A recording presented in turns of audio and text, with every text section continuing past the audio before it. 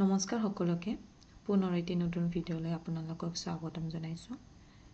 আজি আমি আলোচনা কৰিম RRB এছিষ্টেণ্ট লোকো পাইলট ৰিকুৱাৰমেণ্টৰ বিষয়ে।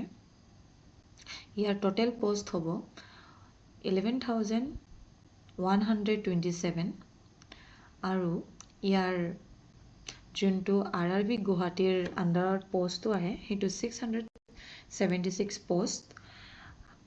তো এই পোষ্টটো মিনিষ্ট্ৰি অফ ৰেলৱে গভৰ্ণমেণ্টে ৰিলিজ কৰিছে আৰু ইয়াৰ যোনটো পে স্কেল হ'ব এইটো 7 CPC, য'ত ইনিচিয়েল পে হ'ব 19,900 আৰু এলায়েন্স থাকিব আপোনালোকৰ।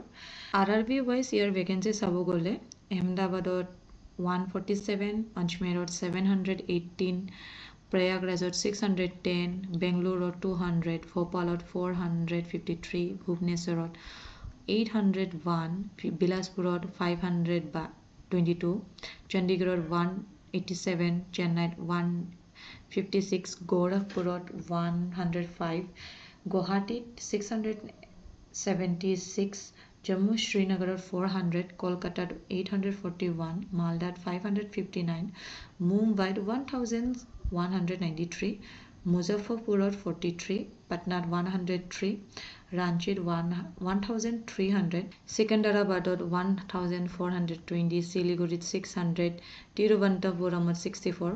তো ইয়াৰে ষ্টাৰ্টিং ডেট অলৰেডি হৈছে 15 মে 2026 আৰু লাষ্ট ডেট হৈছে 14 জুন 2026।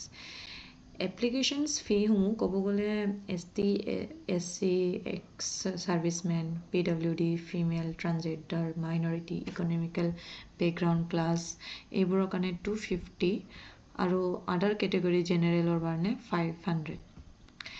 এলিজিবিলিটি ক্ৰাইটেৰিয়া বুলি ক'ব গ'লে এজ লিমিট 18 to 30 হ'ব লাগিব অন 1st July 2026 আৰু এজ ৰিলেক্সেশ্যনছ OBC কাৰণে 3 years আৰু ST, SCৰ কাৰণে 5 years। আৰু ইয়াতে এডুকেশ্যনেল কোৱালিফিকেশ্যন মেট্ৰিকুলেশ্যন থাকিব লাগে প্লাছ ITI, য'ত ফিটাৰ, ইলেক্ট্ৰিচিয়ান, মেকানিকেল এইবোৰ লিখা আছে, মেকানিক, ৱায়াৰমেন এইবোৰ থাকিব লাগিব। আৰু নহ'লে মেট্ৰিকুলেশ্যনৰ লগতে diploma in mechanical, electrical, electronics, automobile engineering এইবোৰ থাকিব লাগিব। Degree in the engineering discipline as all will also' acceptable আৰু ডিপ্ল'মা ইন ইঞ্জিনিয়াৰিং। লগতে যোনটো ইয়াৰে ফিজিকেল আৰু মেডিকেল ষ্টেণ্ডাৰ্ডৰ কাৰণে কেণ্ডিডেটছবোৰ মেডিকেল ষ্টেণ্ডাৰ্ড A1 হ'ব লাগিব, physical standard physically fit in all standard, এইটো ভিজনটো ইয়াতে লিখা আছে যে কিমান ভিজন থাকিব লাগিব 6/6। RRB এছিষ্টেণ্ট লোকো পাইলট ৰিক্ৰুটমেণ্টৰ যোনটো এপ্লাইৰ প্ৰচিডিউৰ হয় সেইটো মই কৈ আছোঁ যে যোনটো মেইন ৱেবছাইট হয় তাতে আপোনালোকে ক্লিক কৰিব। তাৰপিছত ক্লিক কৰাৰ লগে লগে আপোনালোকে ৰেজিষ্টাৰ কৰিব লাগিব নিজৰ ফোন নম্বৰেদি।